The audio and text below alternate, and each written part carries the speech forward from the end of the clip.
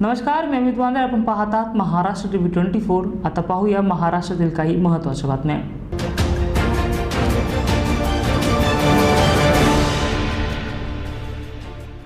राज्यात जलद गतीने लसीकरण व्हावं ही आमची अपेक्षा आहे. मात्र केंद्राकडून लस पुरवठा पाहिजे त्या प्रमाणात होत नसल्याने लसीकरणाची गती मंद आहे. लसीकरणाची गती वाढवण्यासाठी आम्ही लसीची मागणी केंद्राकडे करत आहोत. पण 44 वर्षावरील नागरिकांचं लसीकरण जलद गतीने होण्यासाठी लसीची आवश्यकता आहे. केंद्र लस देव अथवा न देव, आम्ही 44 वर्षावरील नागरिकांचं लसीकरण जलद गतीने करणार असल्याची माहिती राजेश टोपे यांनी दिली आहे. आज टोपे यांनी जालना जिल्ह्यात भोकरदन आणि राजुरा येथील कोविड सेंटरला भेट देऊन पाहणी केली. त्यानंतर ते माध्यमांशी बोलत होते. माझ्या बाजूला जालना जिल्ह्याचा आमचा दौरा करत असताना कलेक्टर साहेब बाजूला बसलेले, सिव्हिल सर्जन आहेत आणि DHO आहेत. आम्ही त्यांना बैठकीमध्ये फार स्पष्ट सूचना दिलेल्या आहेत की सहकार विभागातले ऑडिटर, जिल्हा परिषदचे CO आमच्या समोरच आहेत तिथे, त्यांनाही सांगितले की त्यांचे ऑडिटर्स एक एक काढून प्रत्येक DCH डेडिकेटेड कोविड हॉस्पिटल्स ज्या ठिकाणी खऱ्या अर्थाने जास्त बिल होऊ शकतं अशा ठिकाणच्या सगळ्या हॉस्पिटल्सला आता आपण ऑडिटर्स सबशेल एका हॉस्पिटलला एक नेमला पाहिजे. आणि माझं माध्यमांच्या मार्फत खरं तर सर्व कलेक्टर्स आणि कमिशनर्सला सूचना आहे, कुठल्याही परिस्थितीत ऑडिटर्स घरी बसून आज पगार घेत आहेत किंवा मी म्हणेल ऑडिटर्सची संख्या जर कमी पडत असेल तर चांगले शिक्षकांना ट्रेन करा आणि त्यांना ट्रेन करून काही अवघड नाहीये की हे बिल आपण अशा अशा दराने घेतलं पाहिजे. दर सुद्धा स्पष्ट सांगितलेले आहे. एका बेडला एका दिवसात 4,500 वर साध्या बेडला घेता कामा नये. 7,500 रुपये ICU साठी त्याच्यावर घेता कामा नये. त्याच्यामध्ये ज्या काही चाचण्या असतात त्या सुद्धा येतात, स्पेशल चाचण्या सोडून. पण माझं म्हणणं आहे की या सगळ्या आणि औषधांचे बिलं सुद्धा फिक्स्ड आहेत, PPEचे किटचे बिलं सुद्धा फिक्स केलेले आहेत, रेट फिक्स केलेले आहेत, सगळ्या गोष्टी फिक्स आहेत. फक्त एक दिवसाचं काही तासांचं ट्रेनिंग जर ऑडिटर्सला किंवा काही चांगल्या शिक्षकांना दिलं तर कलेक्टर्सच्या माध्यमातून प्रत्येक हॉस्पिटलला एक व्यक्ती नेमूनच टाकला पाहिजे आणि त्या ठिकाणी ऑडिटरनी किंवा त्या व्यक्तीनं सही केलीच पाहिजे. त्याच्यानंतरच ते बिल त्या पेशंटच्या नातेवाईकांनी किंवा पेशंटनी डॉक्टरला भरलं पाहिजे. मला एवढंच वाटतं की नंतर तक्रारी करत बसण्यापेक्षा ऑडिटरनी जर अगोदरच बिल तपासलं तर तक्रार येण्याचं काही कारण राहणार नाही. नाहीतर बऱ्याचदा काय होईल की पेशंट निघून जातील, नंतर मग परत त्या हॉस्पिटलच्या विरुद्ध तक्रार दाखल होईल की माझ्याकडून जास्त पैसे घेतले. त्यापेक्षा ऑडिटरनी जर अगोदरच बिल तपासलं आणि त्याच्यावर जर काउंटर सिग्नेचर केली तर मला वाटतं कुठलाही डिस्प्यूट, वादविवाद होण्याचं काही कारण राहणार नाही. त्यामुळं वारंवार माननीय मुख्यमंत्र्यांच्या सर्व कलेक्टर्सच्या VC मध्ये आम्ही सांगत आलेलो आहे की यामध्ये खूप कटाक्षाने लक्ष घाला. ॲम्ब्युलन्सेस असतील, HRCTचे विषय असतील, प्लाझ्मा डोनेशन असेल, सगळ्यांचं जिथं जिथं कॅपिंग केलेलं आहे त्या कॅपिंग प्रमाणेच बिल आकारलं पाहिजे आणि तेवढेच पैसे भरले पाहिजे. हे बंधनकारक आहे. प्रत्येक खाजगी हॉस्पिटल यामधले 80% बेड्स हे कुठल्याही परिस्थितीत कलेक्टरनी अधिग्रहित केले पाहिजे आणि ते सरकारी रेट्सच्या पद्धतीनंच त्या ठिकाणी खरं तर रेट्स लावले पाहिजे. मी जबाबदारीने सांगेन की तालुक्याच्या स्तरावर जे काही हॉस्पिटल्स आहेत त्यांना आम्ही जे काही आता सध्याचे रेट्स लावलेले ते रेट्स खरं तर खूप जास्त आहेत आणि त्यामुळं एवढे जास्त बिल, एवढे जास्त रेट्स असताना सुद्धा जर त्यापेक्षा अधिक जास्त बिल आकारण्याचं जर कोणी काम करत असेल तर मला वाटतं तो अक्षम्य गुन्हा आहे. आणि त्यामुळे या बाबतीत खास करून प्रशासनातील अधिकारी बांधवांनी जास्त लक्ष द्यावं आणि हॉस्पिटलच्या अतिसामान्य खऱ्या अर्थाने जे काही रुग्ण आहेत आपले त्यांच्याकडून अवास्तव कुठलेही पैसे घेता कामा नये ही काळजी घेण्याची गरज प्रशासनाची निश्चित प्रकारे आहे. तशा सूचना आम्ही दिलेल्या आहेत. मुस्लिम धर्माचा पवित्र रमजान महिन्यात औरंगाबाद शहरातील सिटी चौक, शहागंज, औरंगाबाद, सुप्री हनुमान परिसरात मोठ्या प्रमाणात सुकामेवा विक्रेत्यांची दुकाने थाटात असतात. या महिन्यात सुकामेव्याची मोठ्या प्रमाणात मागणी असते आणि विक्रीही मोठ्या प्रमाणात होत असते. मात्र शहरात कोरोना संसर्ग मोठ्या प्रमाणात वाढला आणि प्रशासनाने शहरात ब्रेक द चेन मोहिमेची सुरुवात केली. काही दुकानांना सकाळी 11 वाजेपर्यंत वेळ देण्यात आली. मात्र शहरातील वाढत्या संसर्गामुळे नागरिकांनी सुकामेव्याच्या खरेदीकडे पाठ फिरवली है। शेख मोहसिन और अभी तो धंधा कारोबार बिल्कुल एकदम ठप है। लॉकडाउन की वजह से बहुत परेशानी है। बहुत हमारा धंधा अभी बहुत रहता था 8-10 दिन, लेकिन अभी फ़िलहाल कुछ भी नहीं है और लाखों रुपए का माल लाया हुआ है। 11 बजे का टाइमिंग है, ये टाइमिंग में कुछ भी नहीं हो रहा। ये टाइमिंग में बिल्कुल कुछ भी नहीं हो रहा। 11 बजे के टाइमिंग में कम से कम हमको 5 बजे का मिलना चाहिए था, वो नहीं मिल रहा। और 11 बजे तक दुकान खोले तक 11 बज जा रहे हैं और 11 बजे में कुछ भी नहीं हो रहा। और अभी लाखों रुपए का माल पड़ा हुआ है। ये माल का हमने क्या करना। और ये ड्राई फ्रूट है, ज़्यादा दिन रहता नहीं है, महीने 1.5 महीने में ख़राब होना चालू हो जाता है। जैसा खजूर है, खोपरा है, काजू बादाम है, ये सब बिल्कुल ख़राब हो जाते हैं। और काम करने वाले 10-12 आदमी हैं, क्या इनको कैसे पगार देना है? तो आप सरकार से क्या चाहते हो? तो सरकार से यही चाहते हैं कि अब कैसा चलना, हमारा कैसा होना। हमारा तो छोड़ो, हमारे आदमियों का भी कैसा होना। 10-12 आदमी हैं, उनका घर कैसा चलना। उनकी ये पगार पानी पे है और बाकी कुछ भी नहीं है उनका। टाइमिंग का करो। आप बोलिए। सरकार से कुछ अपील है कि टाइमिंग का कुछ हमारा बंदोबस्त हो है, ताकि हमारा जो माल है, स्टॉक है, वो कटे। बस यही बोलना है हमारा। 3-4 दिन बाकी है। 3-4 दिन बाकी है, उसमें टाइम थोड़ा मिलना चाहिए हमको। और बाकी ये लाखों रुपए का माल है और हमारे पीछे बच्चे भी बहुत है काम करने वाले, 2-4 बच्चे हैं, उनकी पेमेंट वगैरह ये टाइम बहुत कम है, इसलिए बस इतना ही बोलना है। हाँ, ज़मीर खां पठान। हाँ, आप ये गाड़ी कितने दिनों से लगाते, कितने साल से लगाते? अभी ये तो सागन में 40 साल से गाड़ी लगाता है। हाँ, और अभी 2 साल से लॉकडाउन लगे हुआ है, बहुत परेशान है, धंधे पानी नहीं है। अभी 1-2 घंटे का टाइम दिया हुआ है, 2 घंटे में कुछ भी नहीं धंधा हो रहा। माल लोगों से ब्याज से पैसे लेके माल लाए हुआ है, लोगों से उधार पाता। क्या करेंगे, धंधे नहीं है। 11 बजे तक, 11 बजे पुलिस वाले आ रहे, भाग जा रहे। 1 घंटे आधे घंटे में कुछ भी नहीं आ रहा धंधा। लोगों से ब्याज से पैसा लेके माल लाए हुआ है। क्या धंधा करेंगे, क्या खाएंगे? आप सरकार से क्या कहना चाहते हैं? क्या कहना चाहते बोले ये भाई, हमको अगर टाइम दिए तो कैसा भी पेट भरेंगे, नहीं तो बाल बच्चे भूखे मर रहे हमारे। क्या करेंगे, हाथ का कमाने का, हम हाथ पे रोज कमा के खाने वाले लोग आए। तो आप सरकार से क्या मदद चाहते हैं? मदद बोले कि अभी हम क्या परेशान है, सरकार क्या कुछ भी मदद नहीं कर रही सरकार। अभी गवर्नमेंट तो 1500 रुपये हाथ गाड़ी वालों के लिए हमारे को कुछ भी नहीं मिला अभी तक। नहीं क्या? 1 रुपया भी नहीं मिला, कुछ भी नहीं मिला। पश्चिम बंगालमध्ये ममतानी जी मुसंडी मारली आहे ती जबरदस्त आहे, पण भविष्यात देशात अशी आघाडी निर्माण व्हावी ही सगळ्यांची इच्छा आहे. या आघाडीचा आत्मा हा काँग्रेस पक्ष आहे असं मत शिवसेनेचे खासदार संजय राऊत यांनी व्यक्त केलं आहे.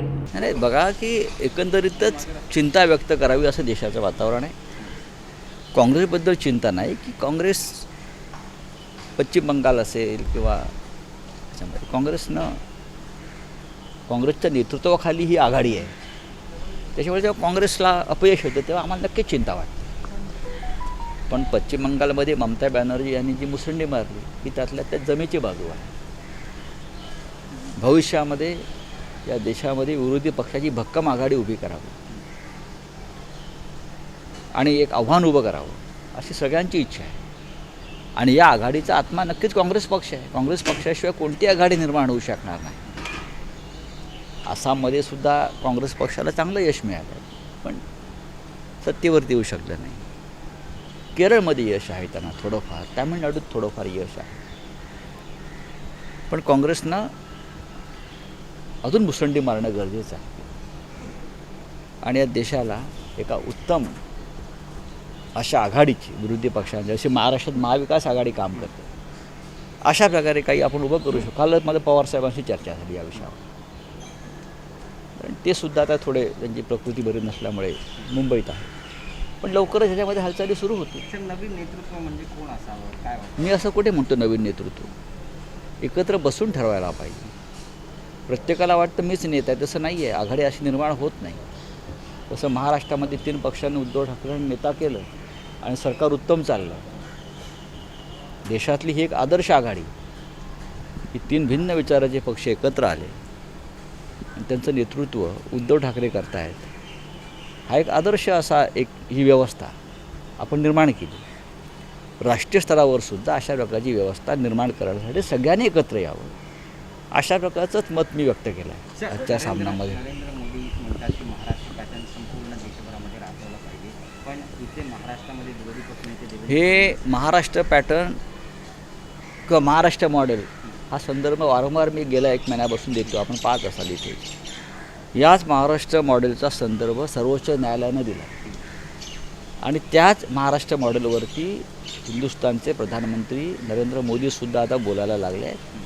जे महाराष्ट्र पुढे आहे या लढाईमध्ये आणि महाराष्ट्रानं स्वतःची लढाई स्वतःच्या बळावर निर्माण केली आणि लढली आणि त्याचं श्रेय नक्कीच राज्याचे मुख्यमंत्री, राज्याचे नेते उद्धव ठाकरे आणि त्यांच्या संपूर्ण सहकार्यांना द्यावं लागेल. सगळे काम करतात. आत्तासुद्धा मी आदित्य ठाकरे यांच्याबरोबर पुण्यामध्ये 3 कोविड सेंटरची उद्घाटनं केली. ही सरकारी नाही आहे, ही शिवसेनेच्या माध्यमातून उभी केलेली आहे. महाराष्ट्राची स्थिती का चांगली आहे? सरकारला समांतर पॅरलल अशी कोविड सेंटर आणि यंत्रणा राजकीय कार्यकर्तेसुद्धा उभे करत आहेत. त्याच्यामुळे सरकारवरचा भार कमी होतो. हे इतर राज्यात झालं नाही. आता अनेक इतक्या संघटना संस्था काम करतात, अनेक मी पक्षांची नावं घेत नाहीत, पण त्यांना हे शिवसेनेसारखं काम करता आलं नाही. त्याच्यामुळे आज अनेक राज्यामध्ये जे चिता पेटलेला दिसतं आहे, कब्रस्थानात जागा नाही, हे चित्र जे जगात गेलं आहे त्याचं कारण तेच आहे.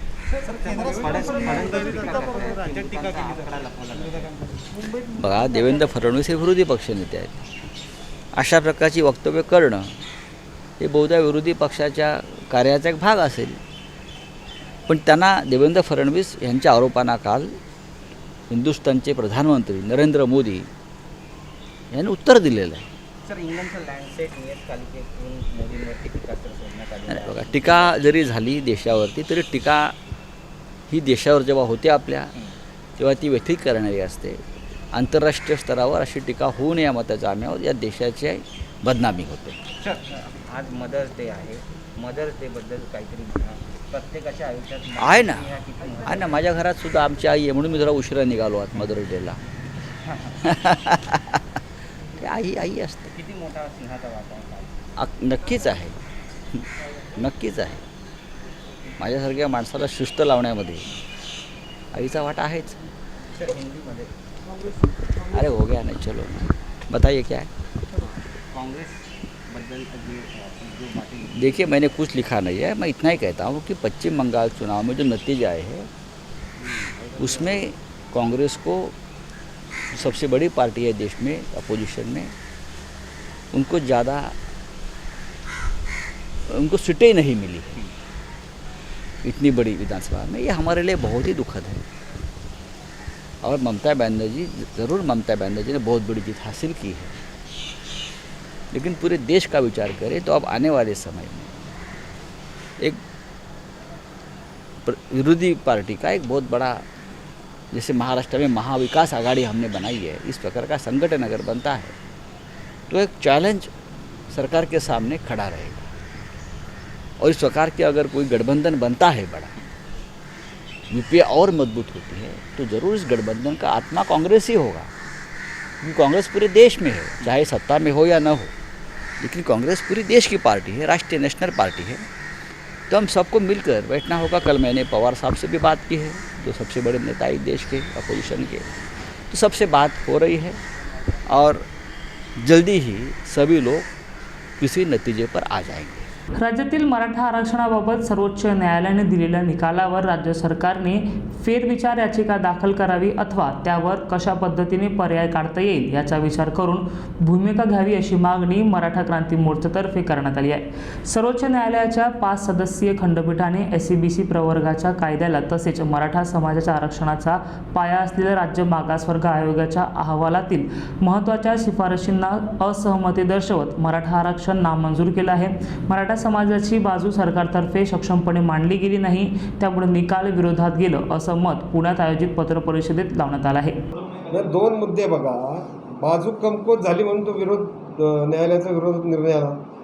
बाजू जर व्यवस्थित मांडली असेल तर मग आपलं बेसिक कामच चुकीचं होतं असं त्याचा अर्थ होतो ना.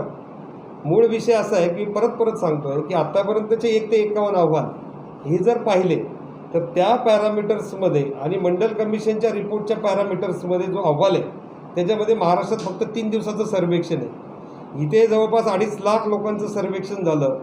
9 प्रकारचे अहवाल त्याच्यामध्ये घेतले गेले. सरकार आणि शिक्षण नोकरीतलं प्रतिनिधित्व महाराष्ट्राच्या इतिहासामध्ये मराठा समाजाच्या बाबतीत पहिल्यांदा घेतलं गेलं. आणि त्याचबरोबर अल्पभूधारक शेतकरी, डबेवाले, माथाडी, मजूर, पुण्याच्या ज्या 23 झोपडपट्ट्या आहेत, अमरावतीची झोपडपट्टी, याच्यामध्ये जे काही 45% पॉप्युलेशन मराठा समाजाचं आहे ते तुम्ही पाहिलेलं आहे. हे जर चित्र पाहिलं आणि हे जर न्यायालयासमोर आलं असतं तर निश्चित न्यायालयाचा दृष्टिकोन एकतर बदलला असता असा आम्हाला विश्वास वाटतो. 2 भाग होते. 50%च्या पुढचं आरक्षण हा एक भाग होता. गायकवाड कमिशनचा रिपोर्ट हा 2 भाग होता. हा जर रिपोर्ट टिकला असता तर आम्हाला भविष्यामध्ये 50%च्या आतल्या आरक्षणाची मागणी करता आली असती. परंतु दुर्दैवाने महाराष्ट्रामधलं पॉलिटिकल बॅकग्राऊंड असं आहे की 4ही राजकीय पक्षांना ओबीसीच्या बँकेला हात लावायचा नाही. आणि आम्ही ओबीसीचं सगळं काढून आम्हाला द्या असं कधी म्हणलेलं नव्हतं. पण ओबीसीची सब कॅटेगरी करून त्याच्यामध्ये आरक्षण देण्याचा एक पर्याय महाराष्ट्राच्या विधिमंडळामध्ये हे बिल जेव्हा आलं त्यावेळेस आम्ही ते मांडलं होतं आणि त्याची लिखित स्वरूपात सर्व आम्ही आमदारांना मेल पण केलेले होते. दुर्दैवाने महाराष्ट्राच्या विधिमंडळामध्ये ते बिल ज्या दिवशी मंजूर झालं त्या दिवशी चर्चा झाली नाही. 102ची घटना दुरुस्ती ज्यावेळेस संसदेत झाली त्यावेळेस देखील हा प्रश्न निर्माण झाला नव्हता. माझं एवढंच म्हणणं आहे की ज्या सभागृहामध्ये तुम्हाला लोकांनी प्रतिनिधित्व म्हणून पाठवलं त्यावेळेस एखाद्या बिलाच्या सर्वांगीण बाजू तपासण्यासाठी प्रत्येक पक्षाकडं त्यांची न्यायालयीन यंत्रणा वकिलांची असते. त्याचा संदर्भ घेऊन त्याच्यावर उहापोह होणं आवश्यक असतं. परंतु तशा प्रकारचा उहापोह कधी विधिमंडळामध्ये फारसा होत नाही आणि त्याचे परिणाम अशा न्यायालयीन निर्णय झाल्यामुळं, म्हणजे हाच नाही झालेला, आत्ता 12 जिल्ह्यांमधले ओबीसी आरक्षण स्थानिक स्वराज्य संस्थातलं तेही गेलं. राज्याचा जो 2004चा ॲक्ट आहे तो मॅटनी 2014मध्ये रद्द केला, तो आत्ता सुप्रीम कोर्टमध्ये पेंडिंग आहे. असे अनेकविध विषय हे आरक्षणाच्या अनुषंगाने प्रलंबित असल्यामुळं आता राज्य सरकारला वेगवेगळ्या पेशंटवर वेगवेगळे उपचार करण्यापेक्षा सगळ्यांना एकत्रित करून पूर्ण राज्याची एकूण सर्वेक्षण करून जे काय राज्याचं पुढचं आरक्षणाचं धोरण आहे हे धोरण ठरवताना ज्या आत्तापर्यंत न्यायालयीन त्रुटी वेगवेगळ्या माध्यमातून 91 सालापासून आल्या त्या पुन्हा येऊ नयेत आणि पुन्हा वारंवार केसेस होऊ नयेत या दृष्टिकोनातून सुद्धा विचार करावा लागेल. संभाजी महाराजांनी तशी नाही भूमिका घेतलेली. ते काय म्हणले, राज्य शासनाने प्रयत्न केले नाही असं आपण म्हणू शकत नाही ना. म्हणजे आरोप करायला मी काही राजकीय कार्यकर्ता नाही आहे, परंतु राज्य शासनाने एखादा मुद्दा प्रभावशाली 50%च्या मर्यादेच्या पुढचा मांडला की याच्यासाठी घटना दुरुस्तीची आवश्यकता असली तर ती करावी वगैरे सगळी राज्य शासनाने मांडली. परंतु गायकवाड कमिशनच्या रिपोर्टमध्ये तो इंग्लिश ट्रान्सलेट केलेला 1,500 पानाचा होता. त्याचे ॲनेक्शर जे होते ते मराठीमध्ये होते. ज्यावेळेस अपवादात्मक परिस्थिती मांडायची तर ती अहवालामध्ये ॲब्स्ट्रॅक्ट असतो, परंतु त्याचं डिटेलिंग ही प्रत्येक त्याच्या अनेक्शरमध्ये असतं. ह्या अनेक्शरमधल्या काही बाबी समजा मुळशीतल्या ह्या 13 झोपडपट्ट्यांचं सांगितलं असतं न्यायालयाला, फायदा झाला असता. आम्ही पण काही प्रमाणामध्ये ती बाजू मांडली, परंतु न्यायालयाने हे शेड्यूलच ठरवलेलं होतं 10 दिवसाचं. म्हणजे देशाच्या इतिहासामध्ये मी न्यायालयावर आरोप करत नाही, कृपा करून माफ करा, परंतु कोविडची पार्श्वभूमी असताना तुम्हाला अनेक न्यायालयाचे मोठमोठे निर्णय वर्षानुवर्षे पेंडिंग राहतात. पण मराठा आरक्षणाच्या केसमध्ये केस लवकर बोर्डावर आली, बोर्डावर आल्यानंतर तिचा लवकर सुनावणी झाली, नंतर दुसऱ्या ह्याच्यामध्ये त्याला स्टे आला, लगेच मोठं 5 जजेस बेंच बसलं. मग आम्ही राज्य शासनाने मागणी केली की फिजिकल हिअरिंग व्हावं, हे हिअरिंग नको आहे आम्हाला ऑनलाईन, त्याच्यामध्ये प्रॉपर प्रेझेंटेशन होत नाही. ती मागणी अमान्य झाली आणि नंतर 5 जजेसनी लवकर जजमेंट लावण्याच्या दृष्टीने 10 दिवसाचा वेळ दिला. आम्ही जवळपास 60 ते 70 लोक इंटरव्हेनर होतो. आम्हाला कोणत्याही प्रकारची वेळ तेवढा मिळाला नाही, म्हणून आम्ही रिटर्न सबमिशन्स केले आणि ते रिटर्न सबमिशन बऱ्याच जणांनी त्या ठिकाणी केले, राज्य शासनाने केले, वादी प्रतिवादींनी केले आणि एकच दिवस इंटरव्हेनर्सला 1.5 दिवस मिळाला आणि न्यायालयाचा निर्णय पण लवकर आला. माझं म्हणणं आहे की अनेक वेगवेगळे निर्णय न्यायालयामध्ये प्रचंड प्रमाणामध्ये पेंडिंग असताना मराठा आरक्षणाच्या बाबतीमध्ये दुर्दैवाने न्यायालयावर हा आरोप नाही, परंतु प्रचंड प्रमाणामध्ये झटपटने काय ते शादी म्हणतात तशा पद्धतीने हा लवकर निकाल लावलेला आहे. ह्या न्यायालयीन निर्णयाचा जरी आम्ही आदर करत असलो तरी ह्याचा विपरीत परिणाम मराठा समाजातले जे सामान्य घटक आहेत त्याच्यावर झालेला आहे. दुर्दैवाने मराठा समाजातले गर्भश्रीमंत जे काही 5-10% लोक आहेत ते आणि हा ओबीसी घटनातला 70-80% प्रवर्ग आहे, ह्याच्यामध्ये फार मोठी दरी आहे.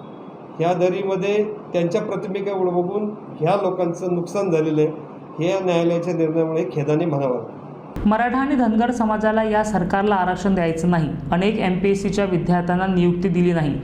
ठाकरे सरकार या विद्यार्थ्यांचे नुकसान केले. नियुक्ती कधी करणार सांगा, अन्यथा आंदोलन करणार, अशी प्रतिक्रिया भाजपाचे आमदार गोपीचंद पडळकर यांनी आयोजित पत्रपरिषदेत केलं आहे. न्यायालयानं मराठा समाजाचं आरक्षण रद्द केलं ही बाब अत्यंत वेदनादायी आहे. मराठा समाजाच्या मनावरती जो हा वार झालेला आहे, त्यांचं जे प्रचंड मोठं नुकसान झालेलं आहे, हे न भरून येणारं नुकसान आहे. ही फार मोठी जखम मराठा समाजाला झालेली आहे. माननीय देवेंद्रजी फडणवीस साहेबांच्या सरकारनं गायकवाड आयोग नेमण्यापूर्वी राष्ट्रवादी काँग्रेस आणि राष्ट्रीय काँग्रेसच्या सरकारनं जवळजवळ 6 आयोग नेमले होते.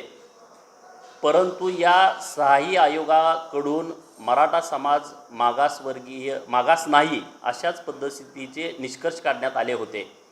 परंतु फडणवीस सरकारनं गायकवाड आयोग नेमून हा समाज मागास आहे हे सिद्ध केलं. परंतु सर्वोच्च न्यायालयामध्ये उद्धव ठाकरे सरकारने गायकवाड आयोगाची पाठराखण न केल्यामुळं हे आरक्षण रद्द झालेलं आहे. देवेंद्र फडणवीस साहेबांचाच आयोग असल्यासारखं यांनी त्या आयोगाकडं पाहिलं आणि मराठा समाजाचं सर्वात मोठं नुकसान झालं. मुळात या सरकारला मराठा आरक्षण आणि धनगर आरक्षण द्यायचंच नाही अशा पद्धतीची रचना या महाविकास आघाडी सरकारनं गेल्या 1.25 वर्षामध्ये रचली आहे. मी काल पेपरमध्ये वाचलं की MPSCनं महाराष्ट्र सरकारकडं 12 जानेवारीला एक पत्र लिहिलं होतं आणि 14 मुद्द्याच्या बाबत स्पष्टीकरण मागवलं होतं, सूचना मागवल्या होत्या.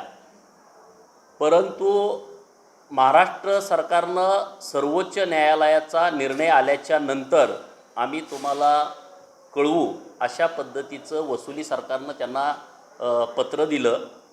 त्यामध्ये SEBCमधून नियुक्त झालेल्या विद्यार्थ्यांच्या बाबतीमध्ये सुद्धा स्पष्टीकरण MPSCनं मागवलं होतं आणि त्यांना नियुक्त्या द्या अशा पद्धतीची मागणी आम्हीही करत होतो.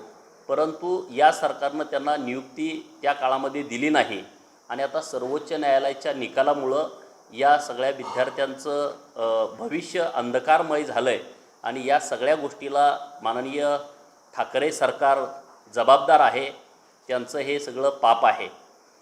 12 मार्चला मी पुण्यामध्ये एक प्रेस घेतली होती. जे 419 विद्यार्थी देवेंद्रजी फडणवीस साहेबांच्या सरकारमध्ये गेल्या 7-8 वर्षामधली ही सर्वात मोठी राज्यसेवेची जाहिरात होती. 419 अधिकाऱ्यांची ती जाहिरात होती.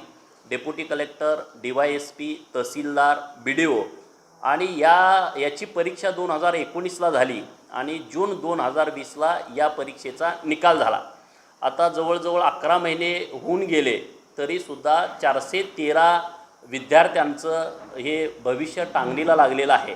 त्यांना नियुक्त्या द्या म्हणून मी 12 मार्चला म्हणजे मला त्या विद्यार्थ्यांचाच फोन आला होता की पुणे येथील पत्रकार भवनला आम्ही एक आंदोलन करतो आहे आणि तुम्ही तिथं आमच्याबरोबर या. पण तेव्हाही पोलिसांनी त्यांच्यावरती दबाव आणला आणि ते आंदोलन होऊ शकलं नाही. तेव्हाही आम्ही माननीय सरकारकडं विनंती केली होती की हे जे 413 विद्यार्थी आहेत ह्यांना नियुक्ती द्या. अनेक मुलांची लग्न व्हायची आहेत, अनेक मुलींची लग्न व्हायची आहेत, अनेक मुलांच्या घरच्या प्रचंड अडचणी आहेत. त्यांना गावामध्ये त्यांची मिरवणूक काढली, त्यांचे सत्कार केले. आता लोक त्यांना विचारतात यार तू खरं तर अधिकारी झालायस का? त्यांना अपमान सहन करावा लागतो आहे आणि त्यांना नियुक्तीपत्र द्या. त्यामध्ये SEBCमधून 48 विद्यार्थ्यांची नियुक्ती झालेली आहे. 365 विद्यार्थी जे असे आहेत OBC आहेत, ST आहेत, SC आहेत आणि भटके विमुक्तातले विद्यार्थी आहेत आणि ओपनमधून 79 विद्यार्थी सिलेक्ट झालेले आहेत. त्यातले बहुतांश विद्यार्थी हे मराठा समाजाचे आहेत. म्हणजे नुसतं मराठा समाजाच्या विद्यार्थ्यांनाच मनस्ताप होतोय असं नाही आहे. मराठा समाजाच्या विद्यार्थ्याच्या बरोबर इतर मागास, भटके विमुक्त, अनुसूचित जाती आणि जमाती याही विद्यार्थ्यांच्यामध्ये प्रचंड नाराजी आहे. त्यांनाही मनस्ताप होतोय. आणि म्हणून आम्ही माननीय सरकारकडे विनंती केली होती की तुम्ही या 413 विद्यार्थ्यांना नियुक्ती द्या, त्यांचा वेळ विनाकारण वाया घालवू नका. परंतु राज्य सरकारनं त्यांना नियुक्तीपत्र दिलं नाही. माननीय उद्धव ठाकरे साहेब जेव्हा या राज्याचे मुख्यमंत्री झाले तेव्हा त्यांनी त्यांचा पाल्य आदित्य ठाकरे साहेब यांना महाराष्ट्राच्या कॅबिनेट मंत्रिमंडळामध्ये लगेच स्थान दिलं. त्यांचा मुलगा आहे, त्यांनी त्याची जबाबदारी घेतली, त्याची काळजीनं त्याचं करिअर कसं डेव्हलप होईल असं बघितलं.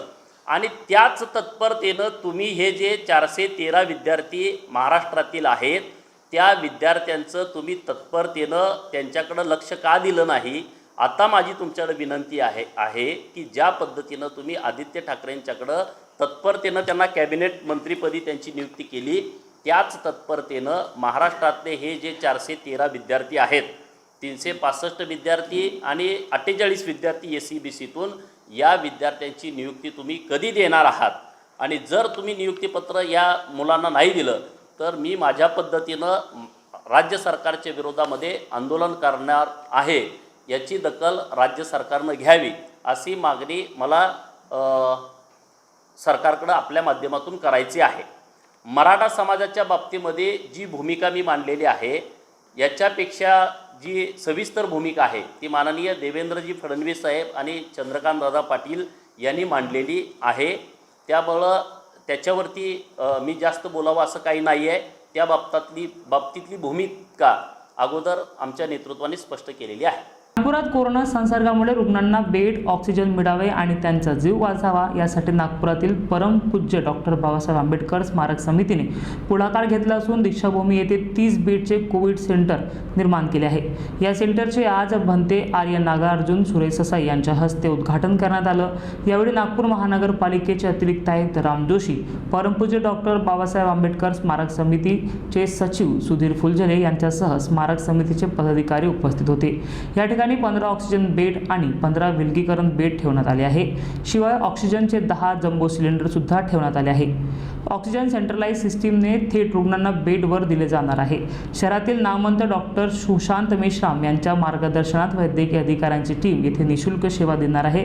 हे कोविड सेंटर सेवा कार्य म्हणून सुरू करण्यात आले असून कोविड रुग्णांसाठी हे निशुल्क राहणार आहे अशी माहिती डॉक्टर बाबासाहेब आंबेडकर समितीचे सचिव सुधीर फुलझले यांनी दिली आहे.